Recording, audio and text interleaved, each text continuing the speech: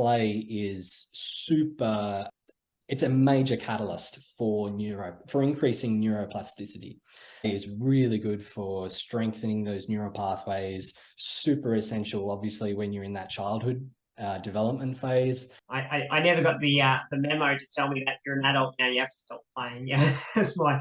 I know. Like, hey, I never got that note. So.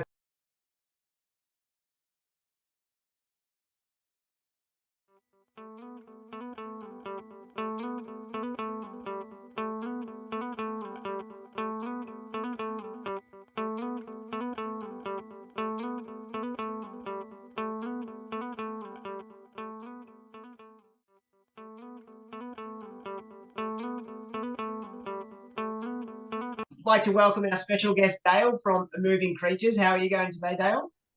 Good, thanks, Glenn. Thanks for having me. No worries. Always a pleasure to talk to fellow movers. So, All so right. hang on, let me get this right. You're telling me that we can move outside of the gym? We don't. Turns out that rule can be broken. Holy smokes! I would never have known. So obviously I know. you're a huge advocate for play. So what is it about play that I guess what drew you to play instead of I guess exercise? We always talk about playing instead of exercise personally, and what drew you to this whole sort of idea around it? Yeah, absolutely. Great question. I think play it's been a really it's been in my life my entire life. I think even at a young age where you don't realize how important play is, but you're doing it so much, just kids love to play. And then following a thread line in I guess, my childhood and my upbringing and then teenage and adult life, I've always had a lot of respect for it, I guess, or more than respect. I think I've been probably addicted to play. It made me who I am today. Play for me is essential to having a happy, healthy, balanced life. I think Stanley Kubrick in The Shining can take credit for this. I think the quote is, "All work and no play makes Jack a dull boy." And it seems a little bit, obviously dramatic. It is a movie, but I think that's really true. For me, I like to take things less serious. I like to increase my sense of curiosity, adventure, having that playful mindset, and there's just so many benefits that can bring. I think it's really important here to note that going a little bit into the science behind play. I'm not a scientist, but there's so much really well done research out there in the world. The studies are out there. You can easily find them on the internet. Huberman does a fantastic podcast on the science of play. I think for me, a big part of it's about neuroplasticity. And really, the term is called pruning. So we're constantly pruning these neural pathways, working out sort of like what works, what doesn't, strengthening those connections. And play is just so fundamental to that process. It's just a great catalyst for that. It's interesting. I always say to people, I never got the memo to tell me that you're an adult now, you have to stop playing. Yeah, that's my. I Like, know. hey, I never got that note. So.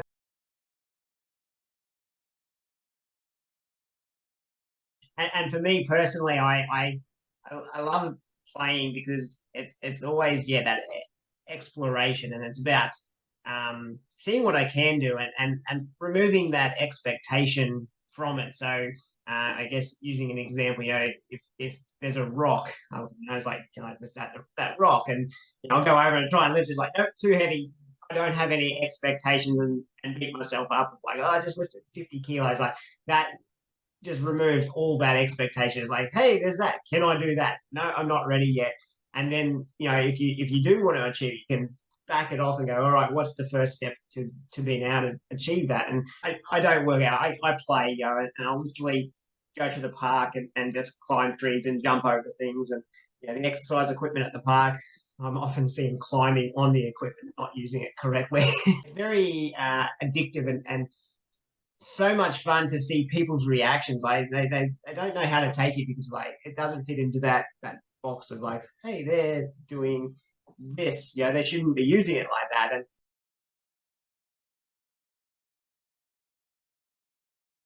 And a fun little, I guess, experiment I encourage people to do with play is go to the local playground where all the kids are playing on the proper equipment, and then climb a tree, and just climb any tree, just head up the tree, and a few kids will see you, and then you just go off and sit at the park bench and just watch the ripple effect. You'll have every single kid off the playground equipment and then in this tree. So, maybe I'm a bad influence, but but I think that's a good influence. absolutely, or even with balancing. I love balancing, on rails, and then you'll see kids just emulating, and I find to be the best influence I can. I have to be that teacher.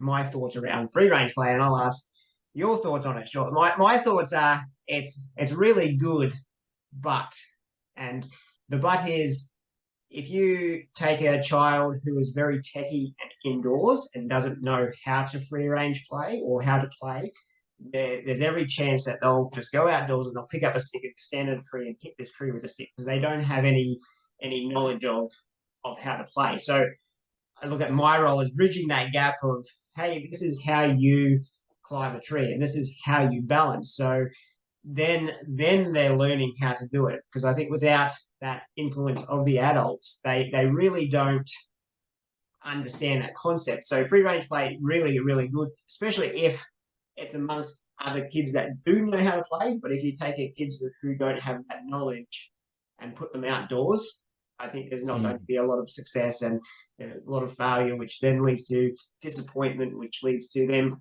retreating back indoors. What are your thoughts on my theory? Yeah, I really resonate with what you said.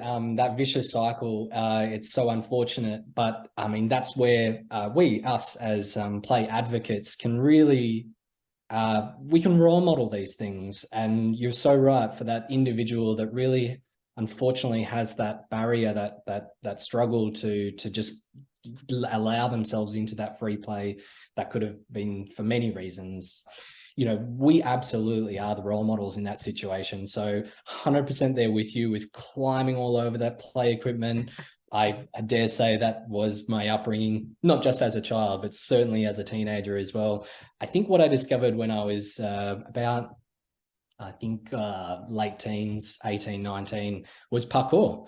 And I mean, it fascinated me, the fact that you could look at it as just running around and jumping over things and doing some flips. But then when you got into it, it was the ultimate flow state, the ultimate play state, looking at any environment in a new and creative way and finding those pathways and really pushing yourself and performing, I guess, the tricks. Or really for me, the tricks were fun. Obviously, I loved doing flips and twists and grapples and things like that. But I think for me, it was absolutely it was a flow state sort of thing. It was finding the pathways and challenging those stereotypes, those kind of preconceived notions of you must walk on the pathway and you can't climb trees. So I think, yeah, those rules are absolutely, well, most of those rules are there to be broken.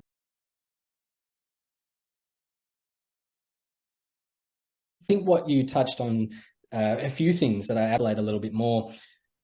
You mentioned about, I think the one of the big reasons why I think play is so important, especially in childhood, is because it allows a contingency testing in a low risk environment. So you can take those risks. You mentioned exploratory behavior, like that's what it's all about. It's about being curious, trying new things without being in a high risk environment. So you're not fearful of your life. It's not a survival mechanism. You're not losing huge amounts of respect or money. Money, unfortunately, brings a lot of barriers to play. We could look at sport, we can look at, high stakes poker games, things like that, things that should really be about play and fun, but they end up being too high stakes. Contingency testing, figuring those things out in a safe environment, so important. And really diving in deeper there about that role modeling thing for children that are struggling for free play, so important. Structured play absolutely has its merits too, but I think, like with everything, like I mentioned before, a healthy, balanced life, you've got to have it a bit of both, or you have to have both. You have to have that free play aspect to encourage that real free form, self-empowerment, letting a child lead, letting a child figure out their own pathways, their own ways of doing things. But structured play can be absolutely important too. Just giving some frameworks and really helping those children that do have some barriers, some challenges in free play. It really encourages them to feel a bit more safer in a structured, semi-structured environment. It's once the ball's rolling, man, it's just like, it's all systems go. Usually, like you really just need to that initial spark, that initial kind of, hey, here are the rules, here's how we're going to play, go and make it your own kind of thing. So Yeah, I think, yeah. I don't know if it's a commonly used term, but I call it unstructured play. And so my thinking around it is we're unstructured. So it's like I'll say to the kids, "Hey, what do you want to do?" And they might say, "Hey, I want to climb this tree." And it's like, okay, so this is the structure to it. So it's like you put your foot here or your hand here, and then it's back to the unstructured. It's like I've shown you the basics. Now it's up to you to work out how to do it logistically. And when they're not ready, they will get to a point that's like, I've had enough, which then I guess comes into the whole risk and comfort zone. So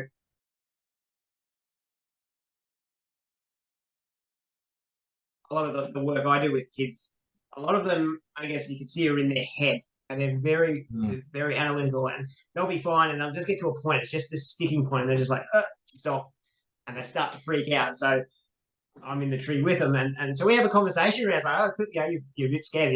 Where are you feeling it? Like, are you in your head, or your belly, da da da. But then it's like a little trick I tell Anna. Well, if it's a swear word in your house, do not use it. But I tell them, if they're fearful or scared, I just say, "Shut up, brain. I've got this." And so it's almost like a break state, and because they think it's hilarious, but it just takes their mind off what they're doing, and then straight away, like 9 out of 10 times, they're happy that they just keep on going. Or if that's not enough and they're scared, I'll take them. I sort of call it dancing in the shadows. Like they're at the end of their comfort zone. We might take one step, one branch higher. It might be an inch higher. Like, hey, let's just go this 1 inch and just sit there for 3 seconds and then get down. So then we're sort of retreating, discomfort. You're okay.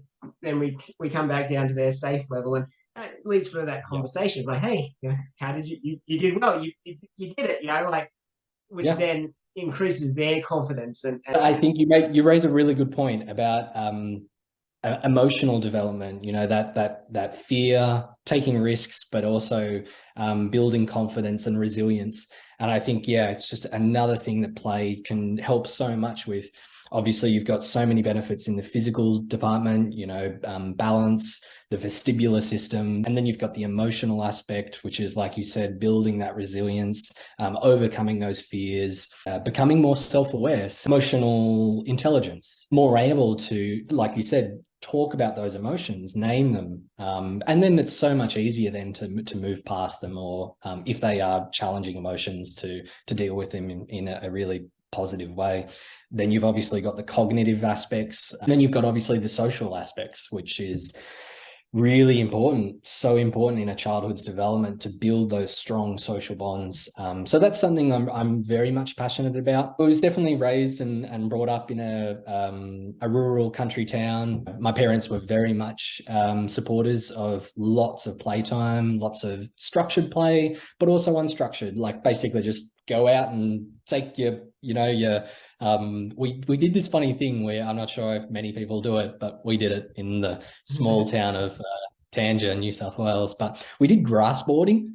So we took the wheels and the bearings and everything, the trucks off the skateboard, and then we waxed the skateboard bottom, and then sometimes we put straps on. So it was basically turning a skateboard into almost a snowboard. Yeah. And we would go like kind of skating grass boarding down the paddocks of the of the rolling hills of Tanger. And obviously when you get that real dry grass, like it hasn't rained in ages, and man, those boards could fly down the hill.